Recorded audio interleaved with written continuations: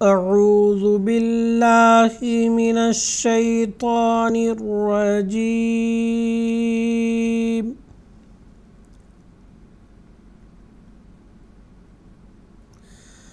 بسم الله الرحمن الرحيم۔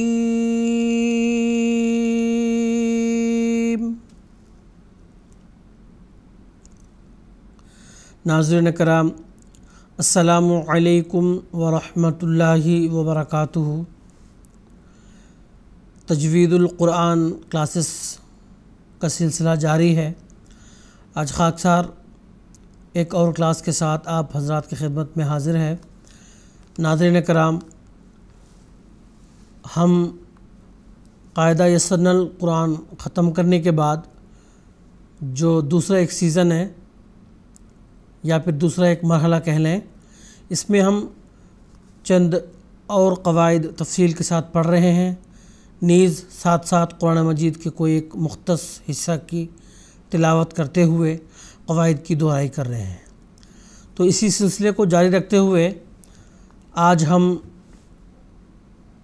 اظہار کے تعلق سے کچھ اور نئی باتیں سیکھیں گے۔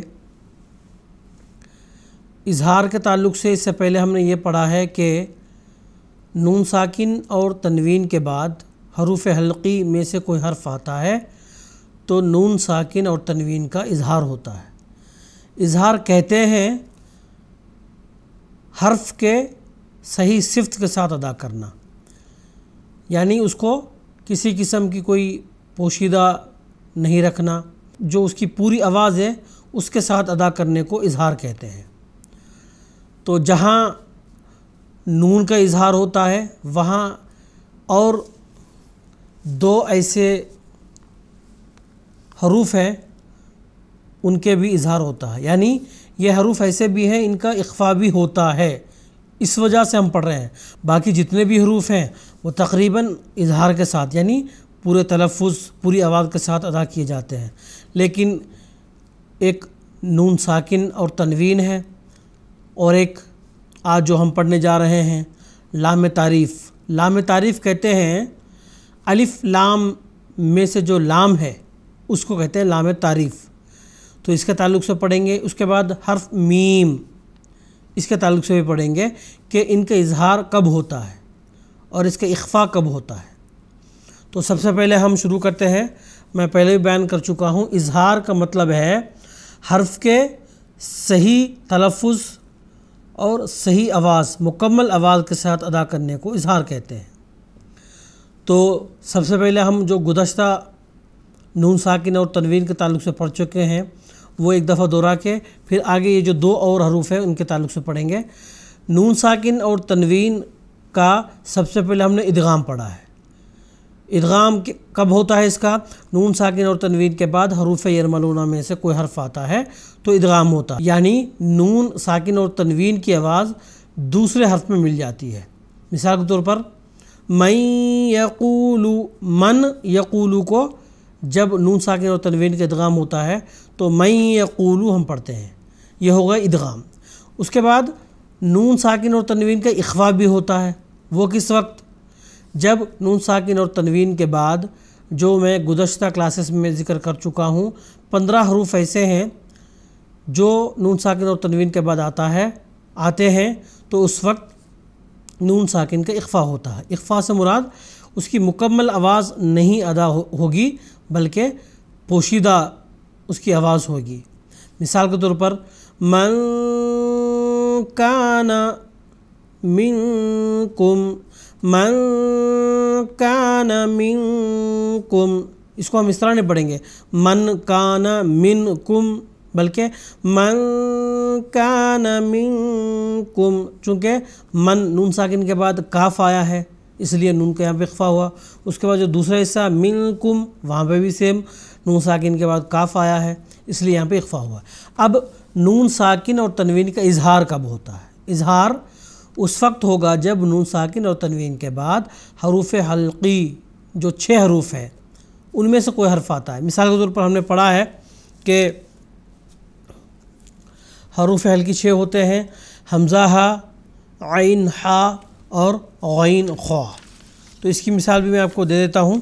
مثال کے طور پر ایک حرف ہے، ایک لفظ ہے انعمتا، نون ساکن، اس کے بعد عین حروف ہلکی میں سے ایک حرف ہے وہ آیا ہے، اس لیے ہم نے اس کو یہاں پہ نون کو مکمل آواز کے ساتھ ہم نے پڑھا ہے انعمتا۔ اس کو ہم اس طرح سے نہیں پڑھیں گے انعمتا، یہ غلط ہوئے گا۔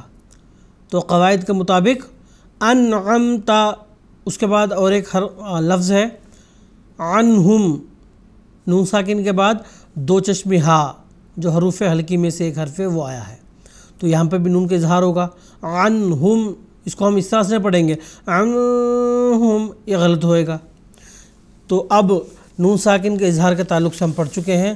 اگلا جو حرف ہے لام تعریف، لام تعریف کے تعلق سے بتا چکا ہوں، جو الف لام کا جو لام ہے اس کو کہتے ہیں لام تعریف۔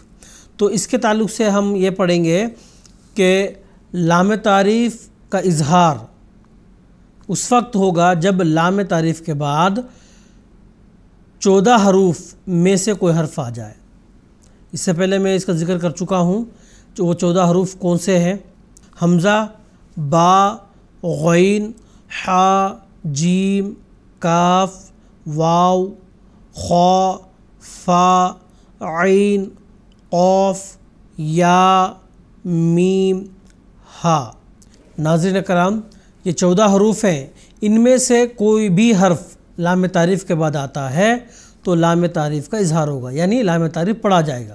مثال کے طور پر ہم پڑھیں گے والجار، والجار، لام تعریف کے بعد جیم آیا ہے جو کہ ہمیں 15 حروف گنا چکا ہوں، تو اس لیے یہاں پہ لام تعریف پڑھا جائے گا۔ اگر ان کے علاوہ باقی جو 15 حروف بچتے ہیں ان میں سے کوئی حرف آتا ہے تو یہ لام تعریف پڑھا نہیں جائے گا، یعنی اس کا اظہار نہیں ہوگا۔ مثال کے طور پر التاء، الثاء، تو جو ال ہے لکھنے میں ضرور آئے گا مگر لام جو ہے وہ پڑھنے میں نہیں آئے گا۔ تو جو میں نے 14 حروف بتائے ہیں کہ لام تعریف کے بعد یہ 14 حروف میں سے کوئی حرف آتا ہے تو لام کا اظہار ہوگا۔ ان 14 حروف کو یاد رکھنے کی خاطر علم تجوید میں ایک جملے میں اس طرح سے ان کو لکھا گیا ہے ابغی حجک وخف عقیمہ۔ اگر آپ یاد رکھنا چاہتے ہیں جملے میں تو اس طرح سے بھی یاد رکھ سکتے ہیں، باقی آپ الگ الگ کر کے بھی یاد رکھ سکتے ہیں۔ اب ہم تیسرا اور آخری حرف کے تعلق سے پڑھیں گے، وہ ہے حرف میم۔ میم کا اظہار کب ہوتا ہے، یعنی میم مکمل آواز کے ساتھ کب ادا کیا جاتا ہے، اس کے تعلق سے ہم پڑھ رہے ہیں۔ اس کا قاعدہ یہ ہے کہ میم ساکن کے بعد حرف میم یا با، ان دونوں کے علاوہ کوئی بھی حرف آتا ہے تو میم ساکن کا اظہار ہوتا ہے یا پھر میم کا اظہار ہوتا ہے، سمجھ لیں۔ تو حرف میم کے بعد با بھی نہیں آنا چاہیے اور میم بھی نہیں۔ اگر یہ دونوں آئیں گے تو اس کا کچھ اور قاعدہ ہے جو ہم آگے پڑھیں گے۔ فی الحال ہم میم ساکن کے اظہار کے تعلق سے پڑھ رہے ہیں کہ میم ساکن کے بعد حرف با یا میم کے علاوہ کوئی حرف آتا ہے تو میم ساکن کا اظہار ہوگا۔ مثال کے طور پر ایک لفظ ہے اموال، اموال، اب میم ساکن کے بعد واو آیا ہے جو کہ میں ذکر کر چکا ہوں، با اور میم کے علاوہ حروف میں سے کوئی حرف ایک، تو اس لیے یہاں پہ میم مکمل آواز کے ساتھ ادا کیا جائے گا۔ ہاں اگر میم ساکن کے بعد حرف با آتا ہے تو اس وقت میم ساکن کا اخفا ہوگا، یعنی میم ساکن کی آواز پوشیدہ ادا کی جائے گی۔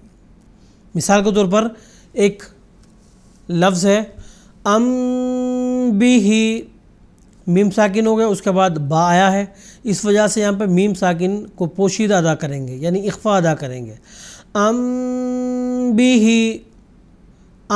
بھی اس طرح سے نہیں پڑھیں گے، بھی۔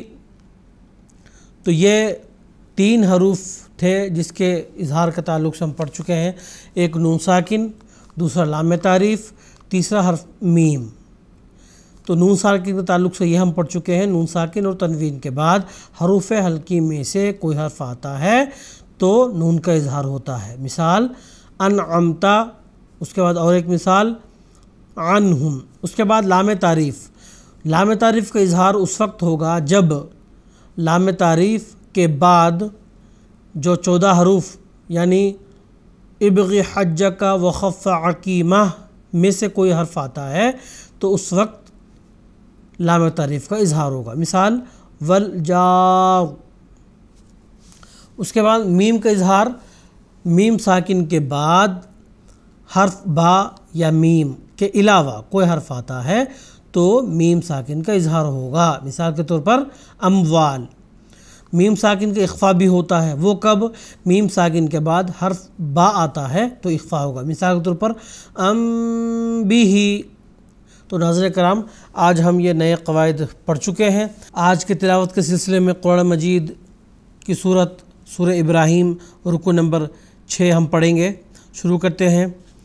اعوذ باللہ من الشیطان الرجیم، بسم اللہ الرحمن الرحیم۔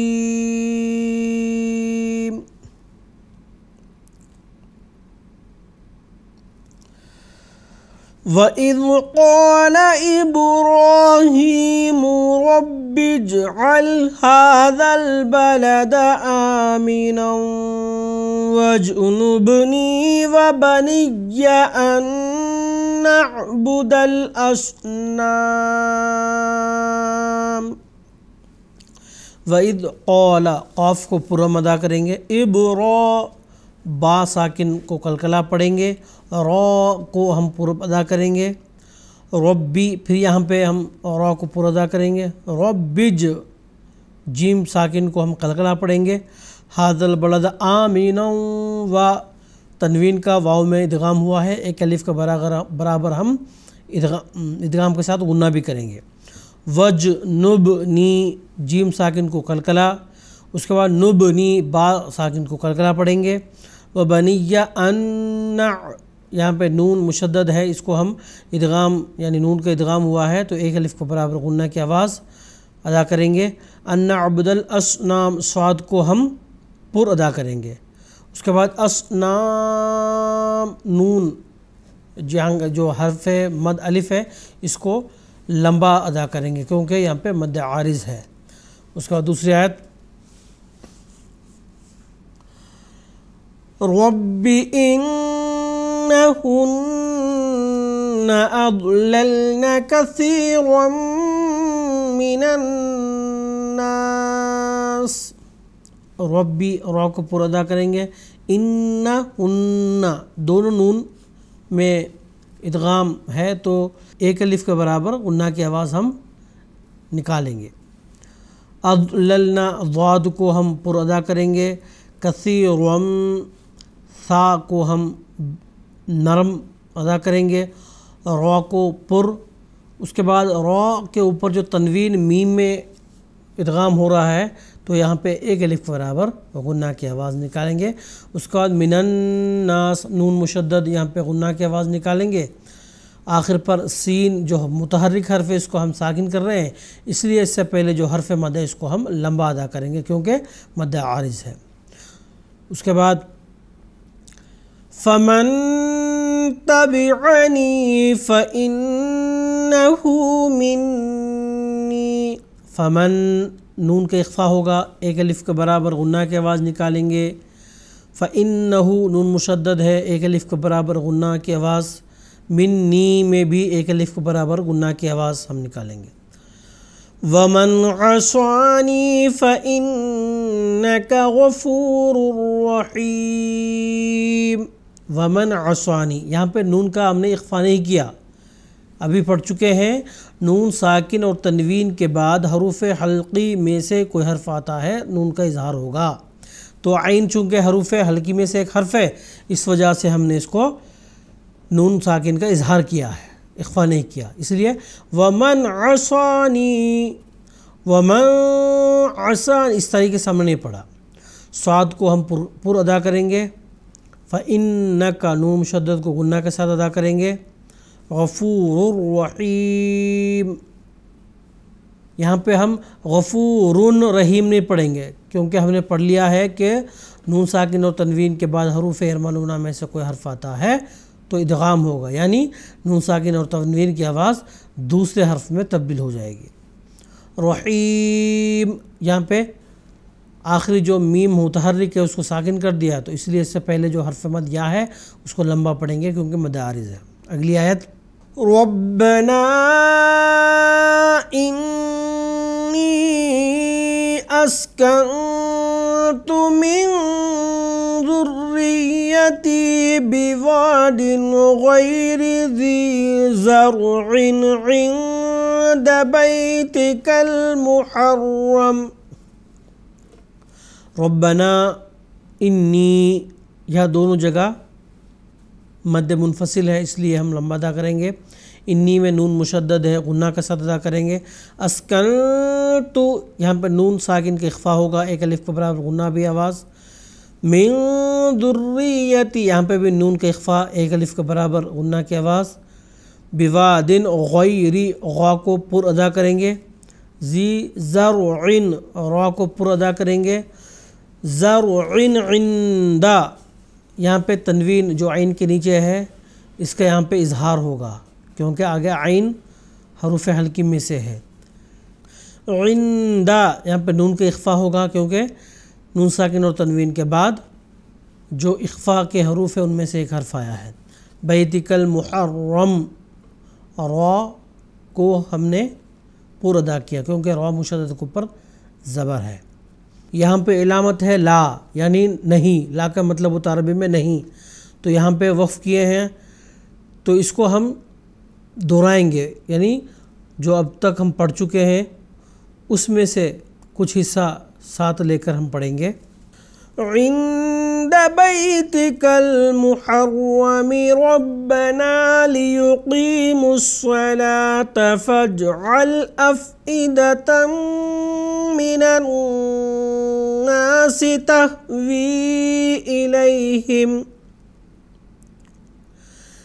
تهوی الیہم وارزقہم من الثمرات لعلہم یشکرون۔ عند بیتک المحرمی، یہاں سے ہم نے شروع کیا ہے۔